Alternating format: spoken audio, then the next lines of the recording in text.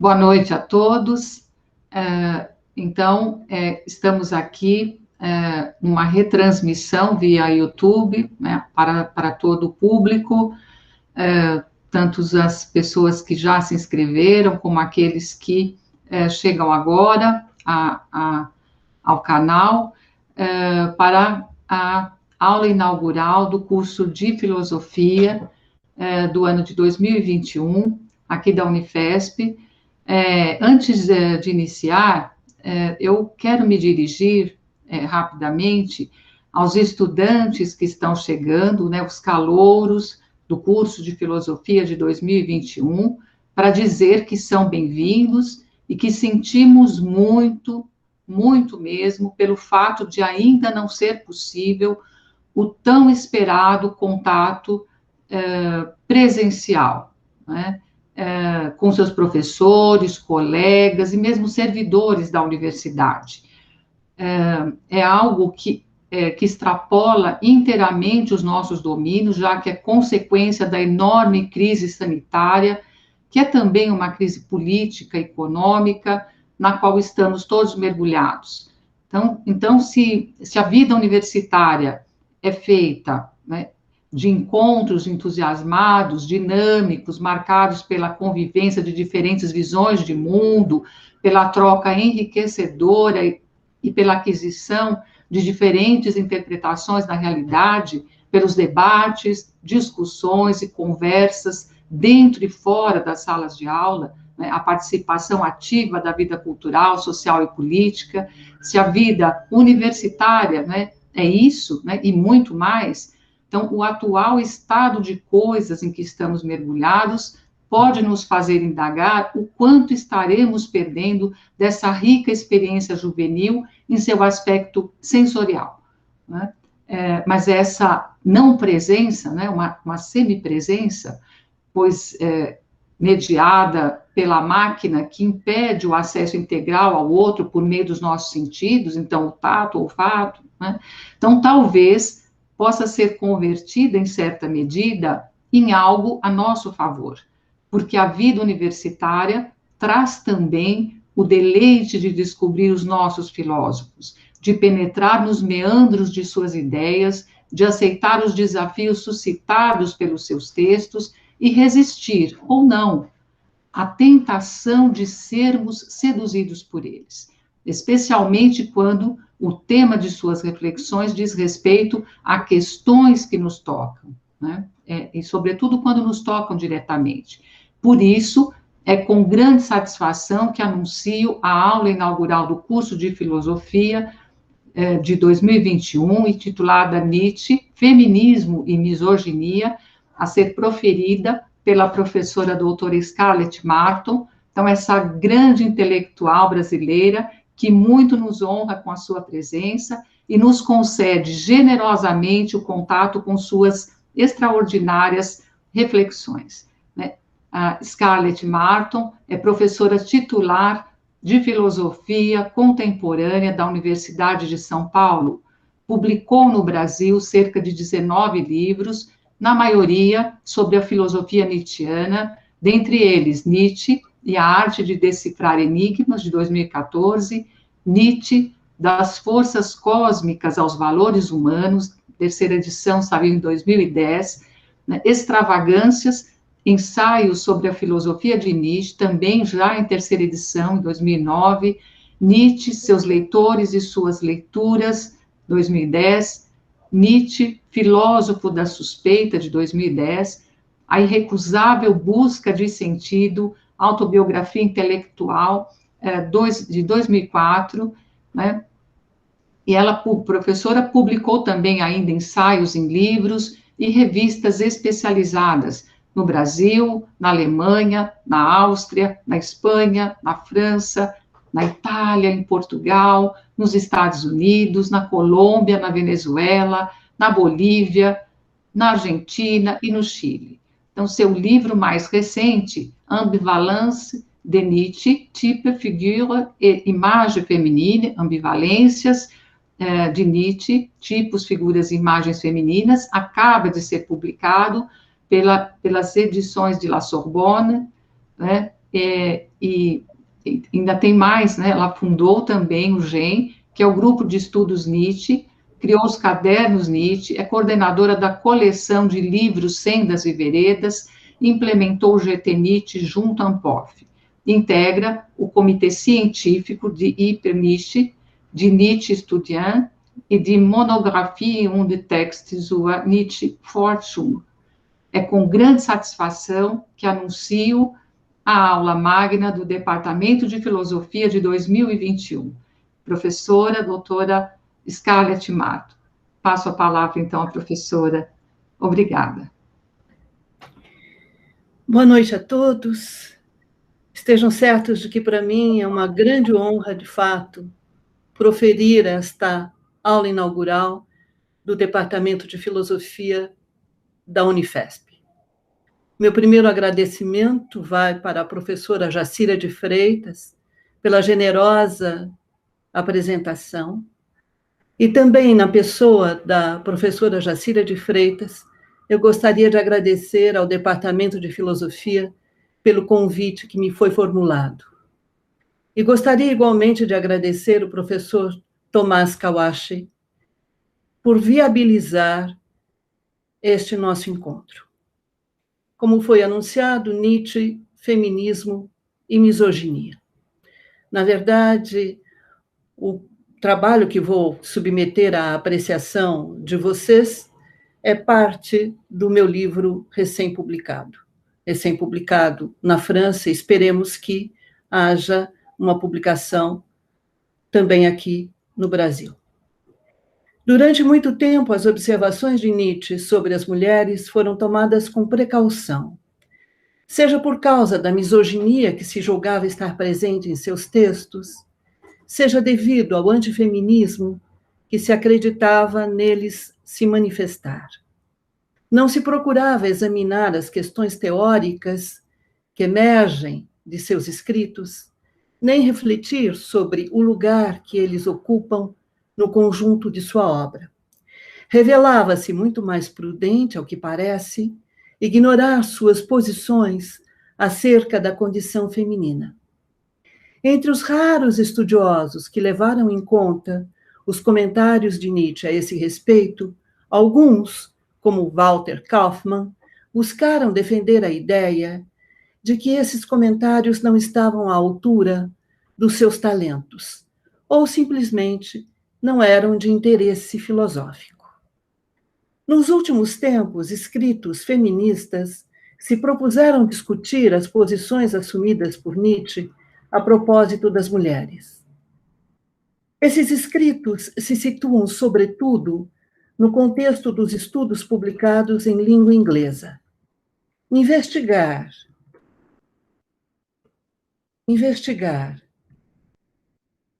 as eventuais contribuições da filosofia nietzschiana para a teoria feminista e discutir como interpretar as observações do filósofo sobre o feminino, estas têm sido as vias adotadas.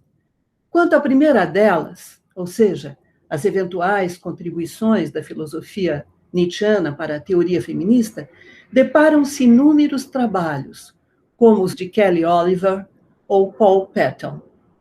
Trabalhos que procuram avaliar as vantagens e desvantagens do uso dos textos de Nietzsche para as questões colocadas pelo feminismo. Há quem advogue a ideia que a escrita de Nietzsche é feminina e quem defenda a posição de que Nietzsche é antifeminista. Há também quem sustente que o seu pensamento permite proceder a uma releitura do cânon filosófico em voga, cânon esse que sempre afastou de seu horizonte de reflexão as mulheres e o feminino. E há quem afirme que se deveria estender à sociedade patriarcal a crítica radical que Nietzsche faz do racionalismo, do cientificismo, do positivismo, em suma, da cultura ocidental. Em nome do feminismo ou da pós-modernidade, evoca-se com frequência o pensamento nietzschiano, em particular nos países anglo-saxões. Em que pese a seriedade e o rigor desses escritos, ocorrem casos em que, em vez de utilizar Nietzsche como caixa de ferramentas para diagnosticar os valores de nossa época, acabam por convertê-lo em instrumento para corroborar posições teóricas ou ideológicas já estabelecidas. Operam, em geral, recortes arbitrários em seus textos.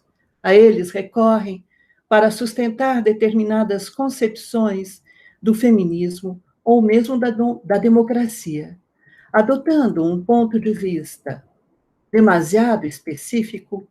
Alguns escritos se atêm a polêmicas localizadas, por demais marcados pelo tempo e pelo espaço em que surgem, respondem, por vezes, a interesses pontuais. Importa ressaltar, porém, que vários trabalhos feministas tomam como ponto de partida, tanto na Inglaterra quanto nos Estados Unidos, a leitura desconstrutivista inaugurada por Derrida. Em Esporas, os estilos, de Nietzsche, livro publicado em 1978, o pensador francês fez um uso metafórico da mulher, uso esse que inspirou diversos trabalhos. Seguindo a trilha aberta por Derrida, Sarah Kaufmann e Lucy Irigaray contribuíram com seus estudos para que leituras feministas tomassem o filósofo por um valioso interlocutor. Adotando perspectivas diversas, várias autoras julgaram que as ideias de Nietzsche podiam oferecer interessantes pontos de partida para a teoria feminista. Não há dúvida de que o recurso de Nietzsche à tipologia se acha estreitamente ligado à sua recusa a encarar a mulher como essência. Rejeitando a ideia de mulher em si, pelo mesmo movimento, Nietzsche torna possível conceber uma pluralidade de configurações do feminino e tomar cada uma delas na sua singularidade. Inseridas nesse contexto, as suas afirmações a propósito do comportamento feminino não visam a mulher de modo geral. Ao contrário, elas buscam revelar os traços característicos de vários tipos de mulheres. Não é por acaso que feministas norte-americanas, como Maud Clark, tendem a valorizar os aportes da filosofia nietzschiana para a causa das mulheres. Nietzsche teria introduzido, para usar uma expressão a que elas recorrem, a multiplicidade feminina. Se há muitos trabalhos sobre os escritos de Nietzsche a propósito das mulheres, a meu ver, faltam investigações acerca da estrutura filosófica que está na base desses trabalhos. Assim é que renunciei a estabelecer um diálogo entre o pensamento nietzschiano e os estudos feministas. Parecia-me indispensável evitar o risco de lançar sobre a sua obra um olhar obnubilado pela defesa ou recusa das posições feministas. Por um lado, eu não queria fazer uma leitura literal e anacrônica de seus escritos, que levaria a taxá-lo de misógino.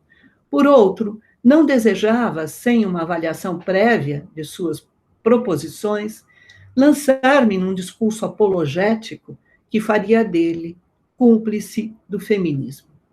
Não desejei julgar o indivíduo Nietzsche, condená-lo ou, eventualmente, absolvê-lo. É bem verdade que não é fácil a tarefa de examinar os escritos de Nietzsche sobre as mulheres.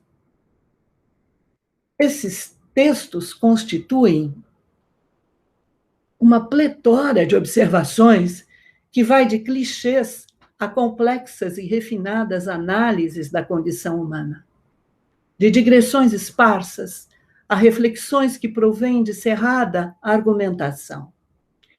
Excetuando-se os primeiros escritos do filósofo, suas observações sobre as mulheres estão presentes praticamente em toda a sua obra. Aparecem, por exemplo, em numerosas passagens de Humano Demasiado Humano, numa sequência de parágrafos do segundo livro da Gaia Ciência, em diversos discursos de Assim Falava Zaratustra, num grupo de aforismos de Para Além de Bem e Mal, num certo número de parágrafos do Crepúsculo dos Ídolos. Levando em conta tanto os livros publicados quanto as anotações póstumas, segundo a sua ordem cronológica de elaboração, meu intuito é o de fazer uma leitura imanente dos textos de Nietzsche, com o propósito de elucidar as posições que ele assume em relação às mulheres e, ao mesmo tempo, realçar as estratégias a que recorre. Examinar as imagens das mulheres que Nietzsche constrói e os papéis que lhes atribui. Indagar de que modo ele recorre à tipologia em suas análises das figuras femininas. Inquirir a respeito das personificações femininas de entidades abstratas que ele cria. Perguntar das posições que assume acerca das mulheres que querem emancipar-se. Investigar as razões que o levam a combater frontalmente as mulheres cultas. Esses são os problemas que presidem a minha investigação. Defendo a tese de que as considerações de Nietzsche sobre as mulheres não ocupam um lugar marginal em sua obra. Elas não se reduzem a preferências pessoais e, menos ainda, a desvios eventuais. Bem ao contrário, essas considerações se inscrevem no empreendimento filosófico nietzschiano. Tanto é assim que se acham relacionadas com temas centrais do pensamento do filósofo, como o perspectivismo e o experimentalismo, a crítica da metafísica e a luta contra o dogmatismo, a psicologia e a tipologia, os espíritos livres e os filósofos do futuro, a vontade de verdade e a ideia de interpretação, o conceito de vontade de potência e a noção de força, o eterno retorno do mesmo e o amor fati, as ideias modernas e a decadência.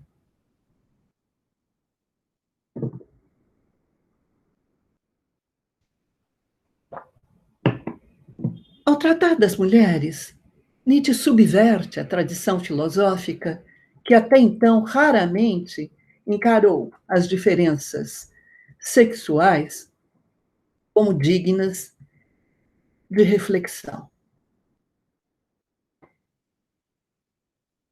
Ao distinguir o masculino e o feminino, Nietzsche desenvolve uma reflexão sobre as relações humanas que se poderia chamar de sexuada.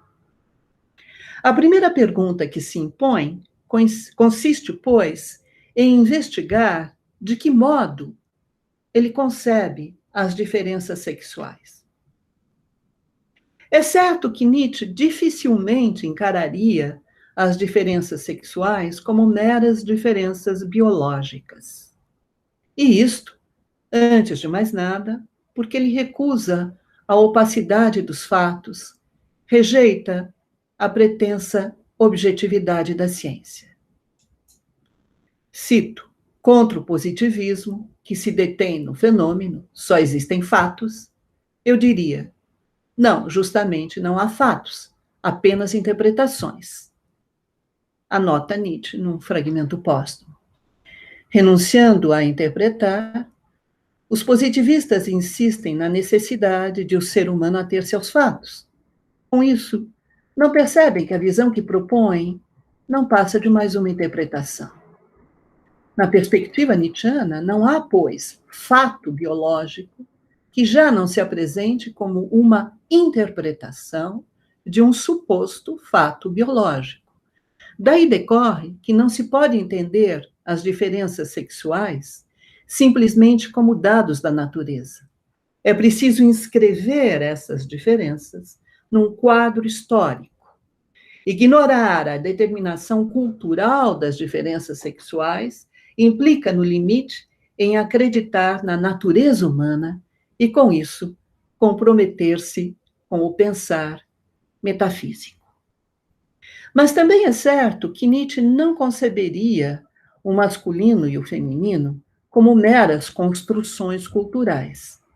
Se ele se limitasse a negar as diferenças biológicas em proveito das construções culturais, abraçaria uma interpretação do ser humano tão parcial e débil quanto aquela que critica. A lógica dualista, que opera a partir de polos antagônicos, acaba por voltar-se contra si mesma na medida em que barra o caminho a novas perspectivas. Constrangendo a um único e mesmo procedimento, essa lógica dualista se mostra, em certa medida, autodestrutiva. Razões bastantes para não se proceder a uma inversão, desprezando o polo antes valorizado para privilegiar o depreciado. Para combater a distinção entre diferenças biológicas e construções culturais, é preciso reverter e ultrapassar o dualismo milenar entre corpo e alma. A reversão desse dualismo leva a conceber o corpo não mais como o que se opõe à alma, mas como o que, de algum modo, a integra. De sorte que não se tem mais dois, corpo e alma, e sim apenas um. Importa notar, porém, que esse um é múltiplo. No entender de Nietzsche, o corpo não é um aglomerado de órgãos, tecidos e células, cuja natureza se mostra nas estruturas anatômicas. Tampouco é a sede de sentimentos e pensamentos que emergem e interagem, concebidos segundo o modelo da consciência. E menos ainda é a combinação dos dois registros. Ao contrário, o corpo consiste em impulsos que interagem, fazendo surgir diversas configurações e assumindo várias formas de coordenação e conflito, organização e desintegração. Uma palavra, o corpo é um complexo de impulsos em permanente combate. Nesse contexto, não me parece temerário afirmar que, enquanto elaborações culturais, as diversas concepções historicamente situadas do feminino e do masculino são ditadas pela condição fisiopsicológica de indivíduos que pertencem a certo grupo social num determinado momento. Mas, uma vez que os valores estabelecidos por esses indivíduos são incorporados, de uma maneira ou de outra, à sua condição fisiopsicológica, eles acabam por transformar essa condição. Desse modo, em suas diversas expressões, o masculino e o feminino convertem-se numa segunda natureza que também está em constante mutação. Mas seria preciso ainda ressaltar a estreita relação que Nietzsche estabelece entre a fisiopsicologia e a tipologia. Em seus textos, ele se lança num constante trabalho de questionamento do essencialismo, não se furtando a criticar os princípios de unidade, identidade e permanência. Em vez de encarar o ser humano como uma totalidade independente, completa, permanente e unitária, Nietzsche concebe o ser humano como uma configuração pulsional que se apresenta sob diversas formas. A noção de tipo, tipologia, a noção de tipo vem designar cada uma dessas formas, caracterizadas por traços distintivos recorrentes. A determinação de diferentes condições fisiopsicológicas leva a estabelecer diferentes tipos, que, embora não sejam imutáveis, têm certa duração no tempo. É nesse quadro teórico que se situam as reflexões de Nietzsche sobre as mulheres. Considerando o masculino e o feminino como uma segunda natureza em constante mudança, Ele põe ele põe em cena várias configurações do feminino. Ao tratar das mulheres, Nietzsche se exprime, por exemplo, sobre as emancipadas, as mães, as solteironas.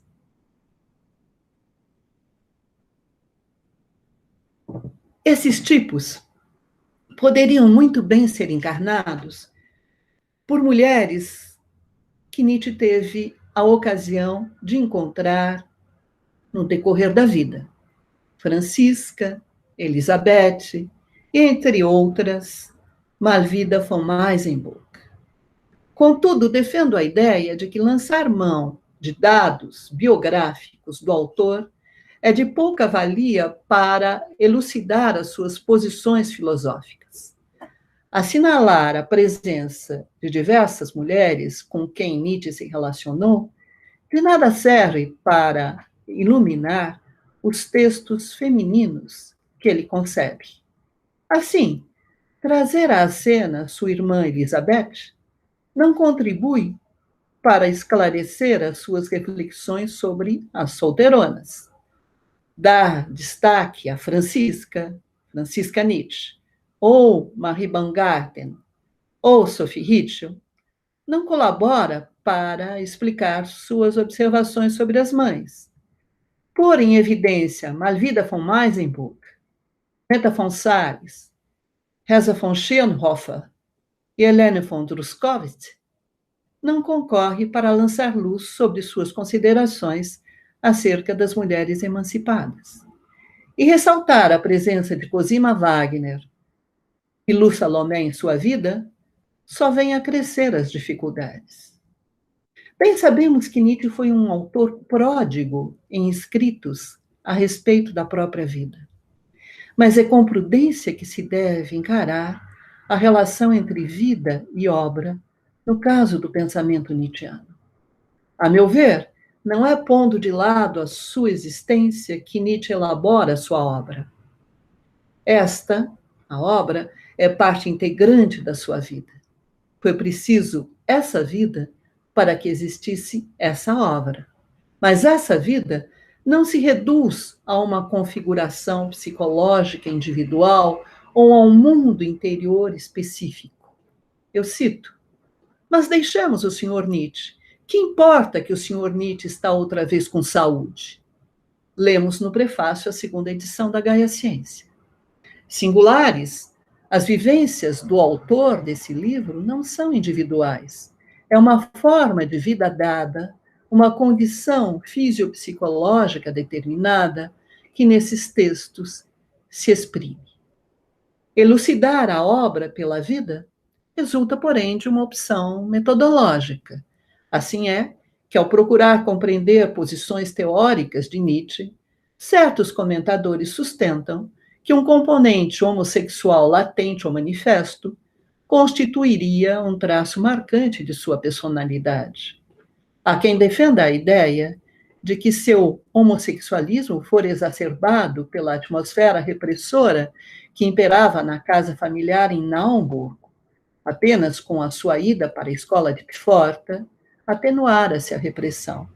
Nos seus estudos sobre a Grécia Antiga, ele percebera que então eram consideradas normais as práticas homossexuais. Alguns buscam no componente homossexual as causas da misoginia expressa em alguns de seus textos, outros julgam que o antifeminismo presente em escritos seus teve como fonte primeira as mulheres de sua casa. Tanto num caso quanto no outro, tentam esclarecer a obra de Nietzsche a partir do exame de sua vida. Tomando essa via, adotando esse caminho, seria possível, por exemplo, defender a ideia de que Nietzsche muda de atitude em relação às mulheres se compara a sequência do parágrafo 57 ao 75 do segundo livro da Gaia Ciência com textos posteriores. Nietzsche passaria de uma certa abertura a uma total intransigência em relação às mulheres. E tal mudança se explicaria, ao menos em parte, pela suposta traição de Lu Salomé, que teria preferido a companhia de Paul Rée à companhia de Nietzsche. Romper com a jovem russa no inverno de 1882-83, depois de publicar A Gaia Ciência, com as suas 4 primeiras partes, teria levado Nietzsche a radicalizar suas posições. Ora, como conhecer os rumos que o seu pensamento teria tomado se ele e Lu Saloné tivessem mantido um relacionamento profundo e duradouro? De igual modo, como avaliar o impacto que teria tido sobre suas ideias as frustrações ocasionadas por um desejo que não se realizou? Também seria possível advogar a tese de que as relações peculiares de Nietzsche com sua irmã e sua mãe concorreriam para elucidar a sua doutrina do eterno retorno do mesmo. No Esse Homo, Nietzsche chega a ser contundente. Cito: confesso que a mais profunda objeção contra o eterno retorno, meu pensamento verdadeiramente abissal, são sempre minha irmã e minha mãe.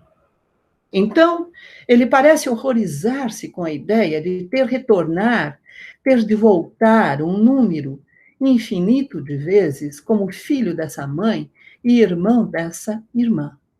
Mas que aspectos da doutrina do eterno retorno do mesmo essa declaração poderia vir a esclarecer? Suas implicações éticas? Sua vertente cosmológica? Seu caráter dionisíaco? E o que fazer com o resto da história? Afinal, logo depois, o colapso psíquico que obrigou Nietzsche a interromper suas atividades intelectuais levou a conviver com essas 2 mulheres, com a mãe, até a morte dela, em 1897, e com a irmã, até a sua própria morte, em 1900. Não hesito, pois, em afirmar que recorrer aos dados biográficos de Nietzsche para tentar elucidar a sua obra, em vez de trazer soluções, nada mais faz do que engendrar novos problemas. Por certo, ele foi ambivalente com mulheres com quem se ligou no decorrer da vida, como na sua relação com Lu Salomé, Cosima Wagner, e, em particular, com sua irmã e sua mãe. Também é verdade que ambivalências mais importantes se mostram quando se compara a maneira com que ele trata as mulheres emancipadas em seus textos e seu comportamento em relação àquelas com quem se relacionou. Mas as ambivalências que me interessam aqui são as que se encontram nos próprios textos de Nietzsche.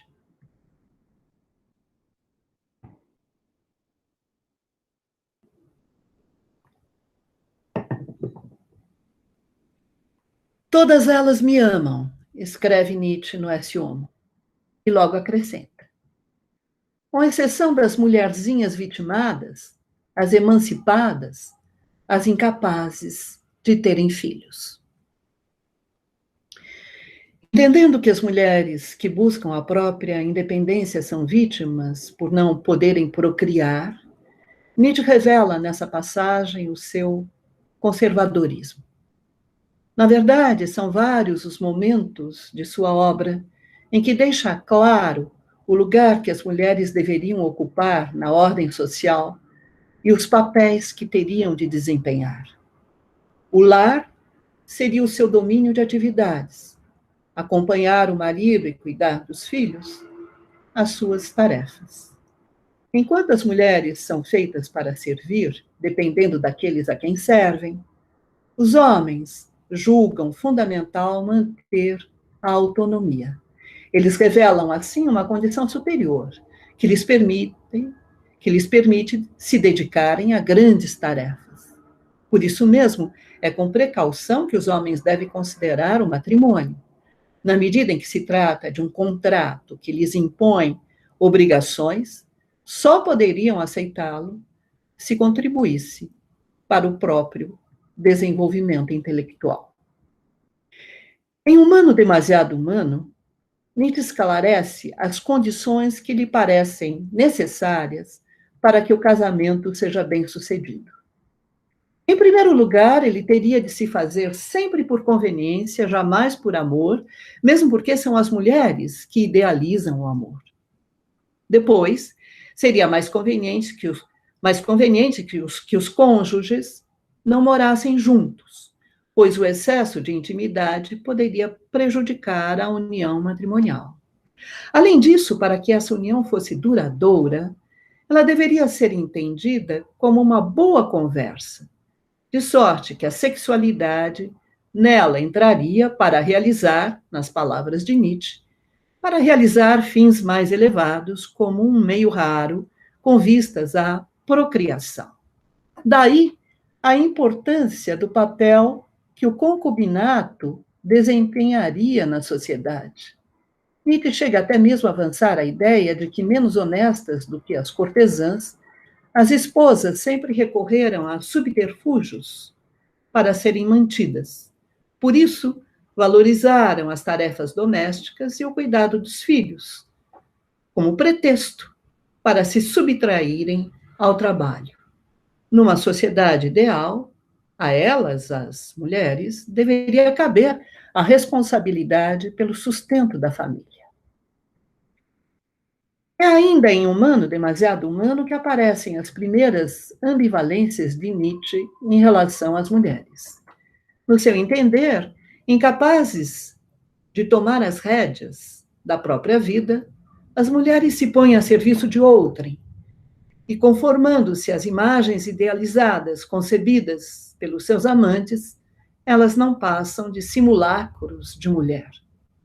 Por outro lado, uma vez que a figura materna desempenha um papel determinante na imagem que os homens têm da mulher, e uma vez que as mulheres têm um comportamento maternal face a seus amantes, elas são responsáveis pelas atitudes que os homens assumem em relação a elas.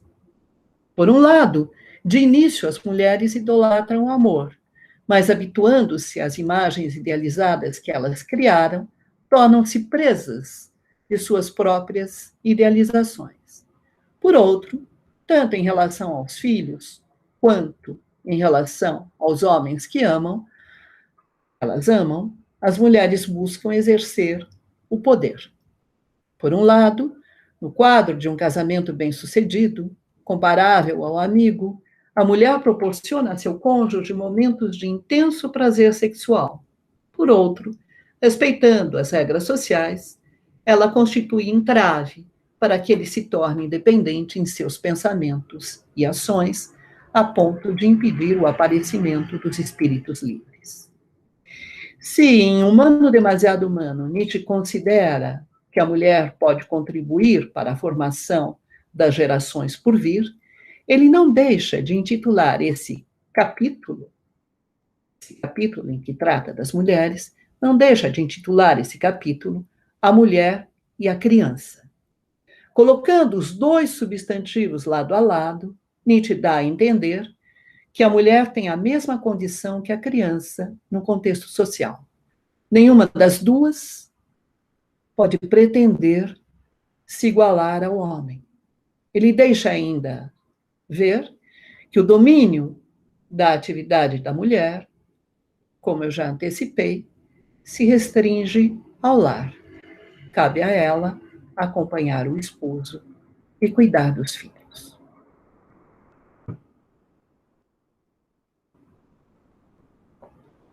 Será apenas na Gaia Ciência que aparecerá com clareza a estreita relação entre o projeto filosófico de Nietzsche e suas reflexões sobre as mulheres.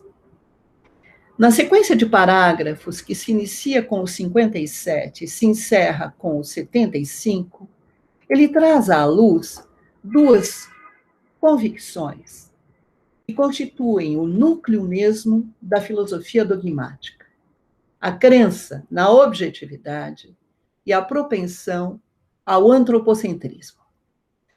Ao mesmo tempo em que combate essas convicções, Nietzsche apresenta as suas próprias posições.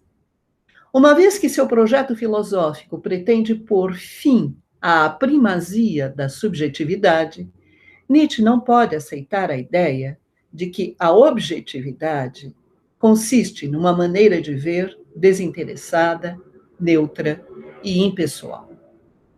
Na medida em que um dos pontos centrais do seu projeto filosófico consiste, precisamente, em conceber o homem como uma parte do mundo e não como um sujeito em face da realidade, Nietzsche não pode admitir que o ser humano se considere, a si mesmo, o centro do universo.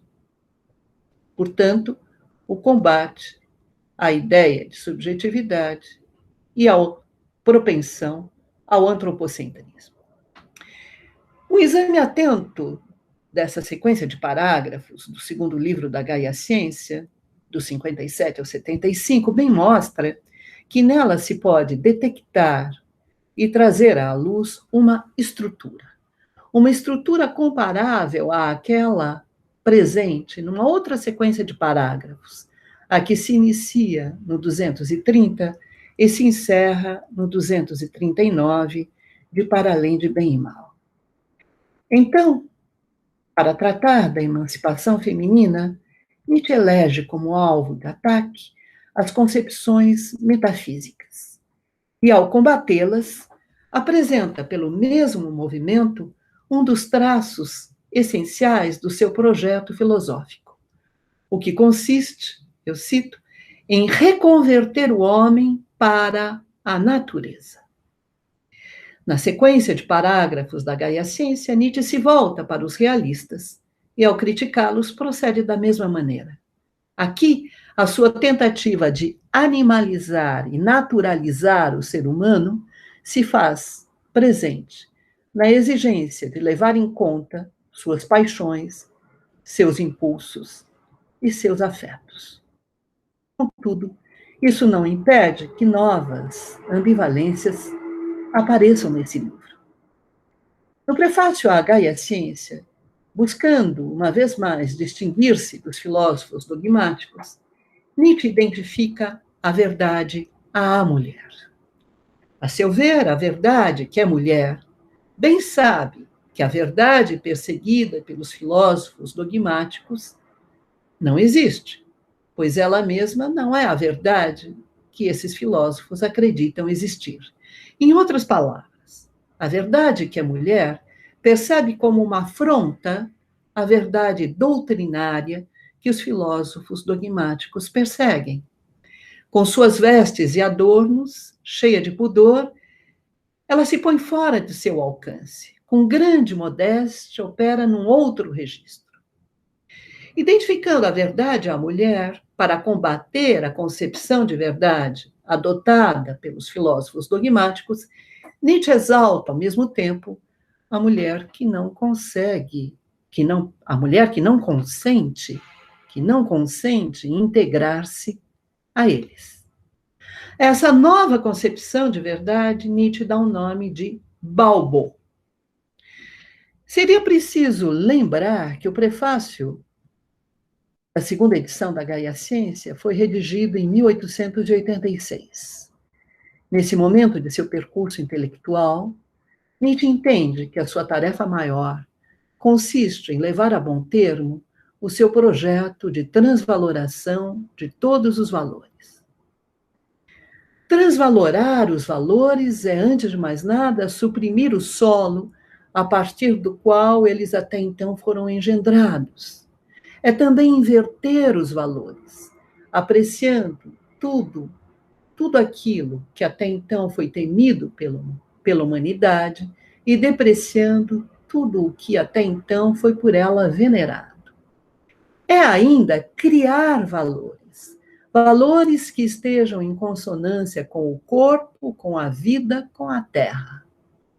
Se levar em conta o segundo aspecto do projeto de transvaloração de todos os valores, ou seja, inverter os valores, apreciando tudo o que até então foi temido pela humanidade e depreciando tudo o que até então foi por ela venerado, se levar em conta esse aspecto do projeto da transvaloração de todos os valores, é possível compreender que essa nova concepção de verdade que Nietzsche tem em vista, e à qual ele dá o nome de Balbo, remete ao desvelamento ao ser humano de tudo o que fora proibido até o presente. Um desvelamento tão bem figurado pelo gesto indecente de Balbo, dessa figura mitológica, da mitologia grega, que levanta a túnica e mostra o sexo. E se levar em consideração o terceiro aspecto do projeto nietzschiano, ou seja, criar valores que estejam em consonância com o corpo, com a vida, com a terra, também se pode compreender que essa nova concepção de verdade remete à criação dos valores que tomam o ser humano por uma configuração fisiopsicológica. Figura da fertilidade, o gesto de Balbo, dessa figura da fertilidade, pode ser interpretado como uma incitação ao ato sexual. Balbo chama a atenção para a importância do corpo, da vida e da terra. Assim, Balbo designa uma imagem da mulher que está inteiramente em consonância com a própria filosofia nietzschiana. Uma imagem positiva da mulher. Mas é bem verdade, de uma mulher que jamais existiu. Se Nietzsche não hesita em criticar as mulheres humanas, demasiado humanas, ele insiste em expressar a sua estima por aquelas que só existem na imaginação.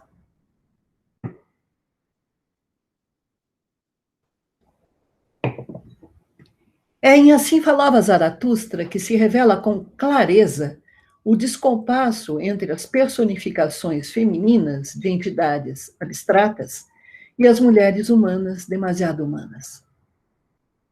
Com a mulher, Nietzsche identifica a solidão, que lhe ensina o que quer dizer o abandono, e a felicidade, que corre atrás dele. Mas são, sobretudo, a sabedoria, a vida e a eternidade, que, concebidas como mulheres, desempenharão papel central no livro. Da sabedoria, Zaratustra torna-se cúmplice. Com a vida, ele se põe a dançar. À eternidade, declara o seu amor. Não há dúvida de que essas são as suas mulheres bem-amadas.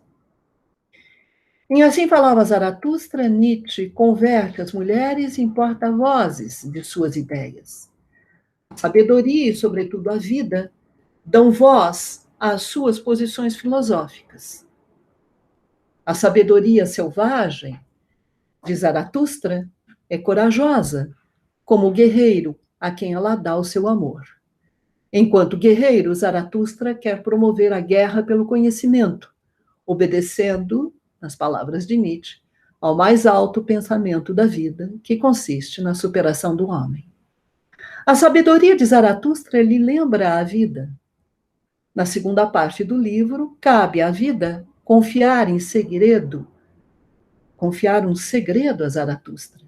Na terceira parte, é Zaratustra que partilha um segredo com a vida.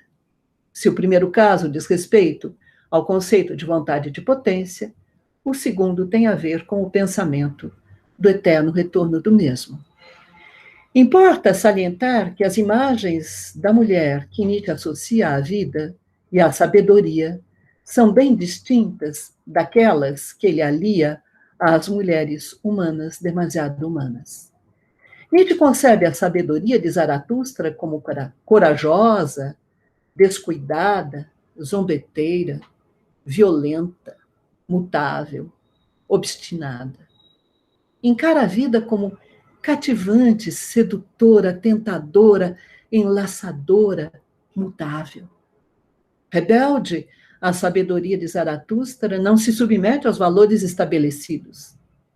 Feiticeira, a vida esconde ouro em seu seio.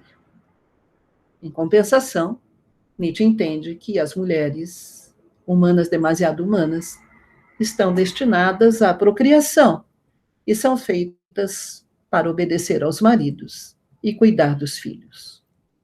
Portanto, quando se compara a maneira pela qual Zaratustra concebe as mulheres humanas demasiado humanas e as que são suas mulheres bem amadas, bem notamos que as suas ambivalências nada mais fazem do que pôr em evidência as ambivalências de Nietzsche.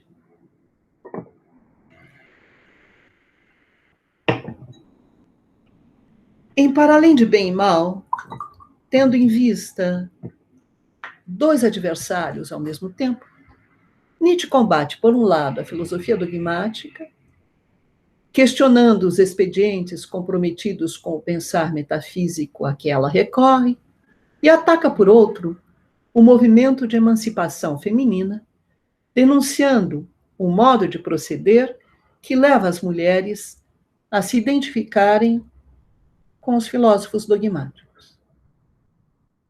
Afirma, então, que a mulher fala sobre a mulher em si, ou seja, a mulher enquanto gênero, teoriza sobre a mulher enquanto conceito. Ao buscar a própria independência, as mulheres põem-se enquanto gênero que, como todo e qualquer gênero, flerta com a universalidade e lançam mão de um conceito que, como todo e qualquer conceito, julga apreender essências. Numa palavra, as mulheres recorrem a expedientes comprometidos com a filosofia dogmática. É reveladora a maneira pela qual Nietzsche discorre sobre as peculiaridades e características femininas em Para Além de Bem e Mal. Atribuindo às mulheres, entre aspas, astuciosa agilidade ferina, ele dá a entender que ágeis, elas muito rápido fazem operar a astúcia que, igual à de uma fera, corre o risco de mostrar-se perversa e cruel.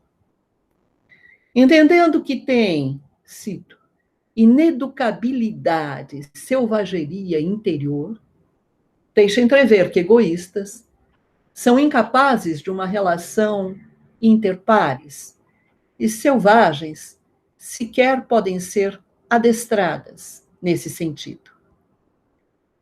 Imputando-lhes, entre aspas, caráter inapreensível, vasto, errante, no que se refere a seus desejos e virtudes,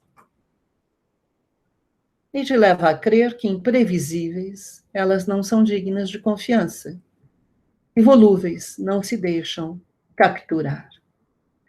Em vez de apreciarem uma existência calma e harmoniosa, as mulheres não hesitam em se deixar levar por sentimentos hostis aos homens.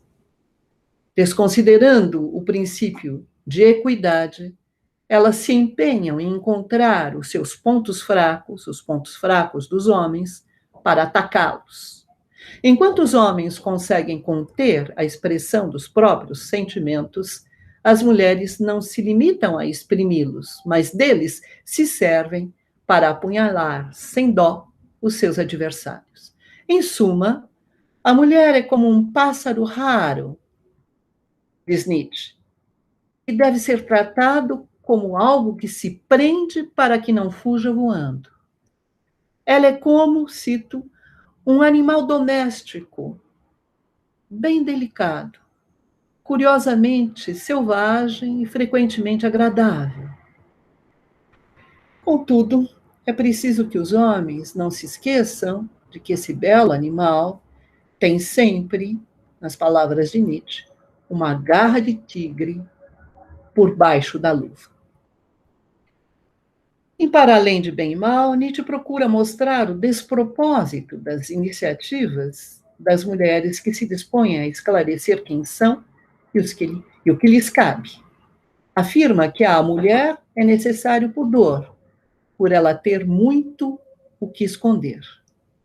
Mas vale que esconda, cito, mas vale que esconda o que possui de pedante, superficial, doutrinário, presunçoso, desenfreado e modesto. Mais vale que esconda tudo isso que até o momento e no fundo só o temor ao homem reprimiu e conteve da melhor maneira.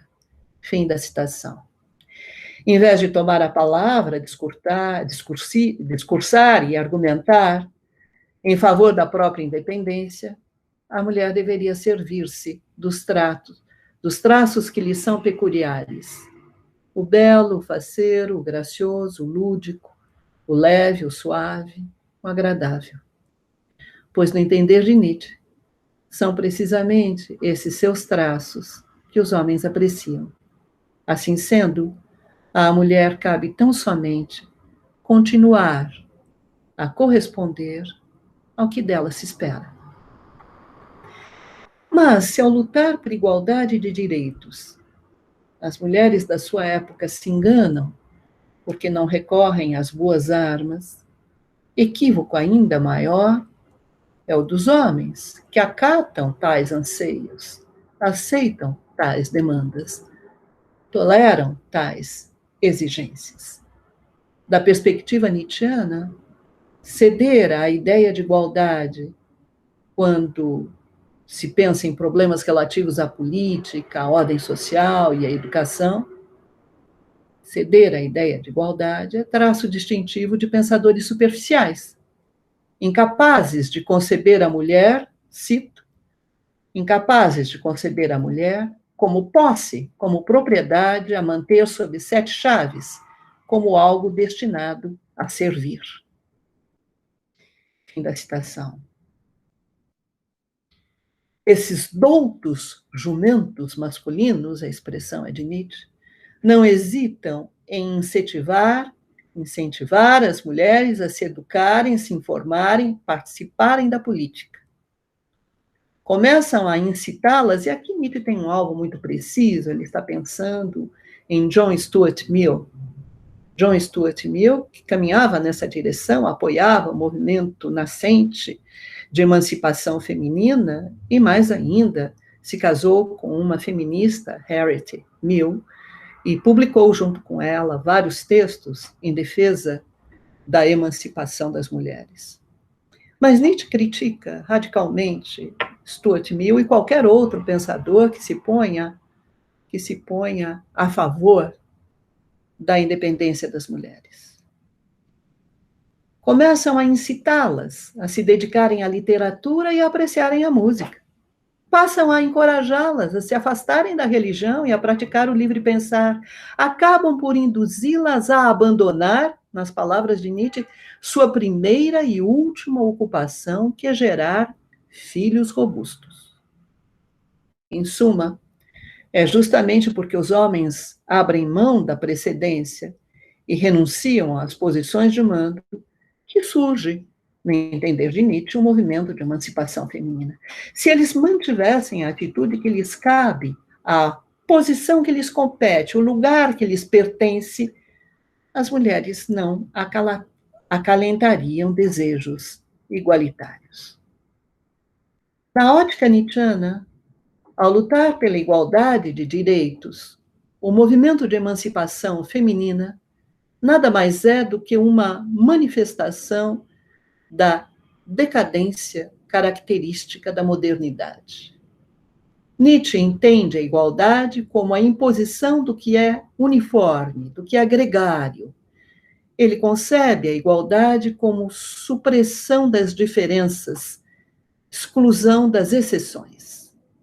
Acreditando que, graças a Rousseau e à Revolução Francesa, a ideia de igualdade se tornou sinônimo de nivelamento gregário, Nietzsche a converte num dos seus alvos privilegiados, fazendo dos seus ataques a essa ideia o cerne argumentativo da sua crítica à modernidade. Pensador crítico da uniformização, Nietzsche não é, de modo algum, ambivalente quando se trata da emancipação das mulheres.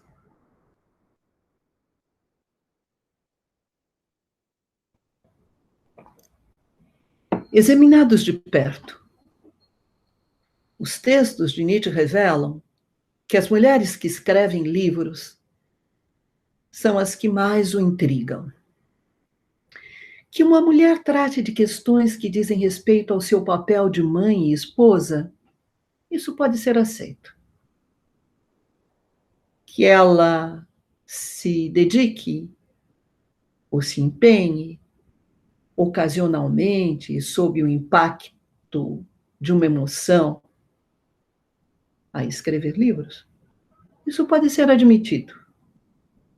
Que ela use da pena como um ornamento, isso pode ser tolerado. É o caso de algumas escritoras francesas, como Madame Lambert ou Madame de Rémusat. Entre os textos de Madame de Rémusat, encontram-se memórias, cartas e um livro intitulado Ensaio sobre a Educação das Mulheres. E entre os escritos de Madame Lambert, acham-se livros relativos aos problemas de educação das crianças. Contudo, essa maneira de pensar contrapõe-se à atitude que Nietzsche assume em relação a outras autoras, a 3 outras escritoras francesas, como, por exemplo, aqui, essas 3 escritoras francesas, Madame Roland, Madame de Staël ou George Sand. Nietzsche as critica porque intervém em domínios de ação anteriormente reservados apenas aos homens. Ele afirma, cito, entre os homens, essas 3 citadas são 3 mulheres cômicas, nada mais. E isso por quê? Porque ousam expressar-se publicamente sobre todos os domínios da vida, dos problemas relativos à literatura até às questões políticas e sociais, insistindo na ideia de que as mulheres não deveriam expressar-se em público sobre ciências e menos ainda sobre filosofia ou política.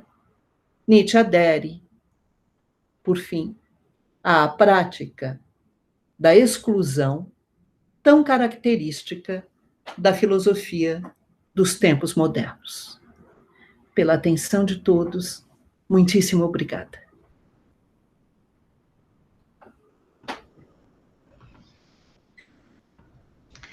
Os nossos melhores agradecimentos à professora Scarlett, uma das nossas mais brilhantes intelectuais brasileiras. A sua inequívoca vocação filosófica nos contempla com essa belíssima aula magna do curso de filosofia da Unifesp.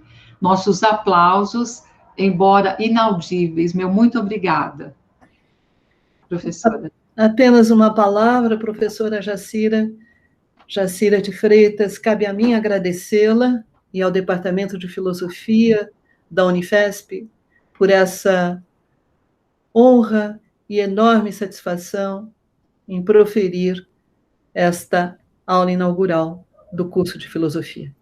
Muitíssimo obrigada uma vez mais. Esteja certa da minha gratidão. Eu que agradeço. Muito obrigada. Antes de encerrar, gostaria ainda de lembrar algumas pessoas que contribuíram para a realização do evento. Gostaria de agradecer aos coordenadores do curso, a toda a equipe de organização da semana dedicada à recepção dos calouros, em especial ao Arilson pela disponibilização de um espaço para que realizássemos esse evento nessa data. A Amanda, por todo o apoio no decorrer desse processo, a Érica, pelo apoio na secretaria, e, finalmente, ao professor Tomás, pela viabilização das ferramentas digitais que possibilitaram a realização do evento. Obrigada a todos que puderam participar. Talvez nós tenhamos agora alguns avisos com o professor Tomás. Obrigada, e de minha parte aqui está encerrada a sessão.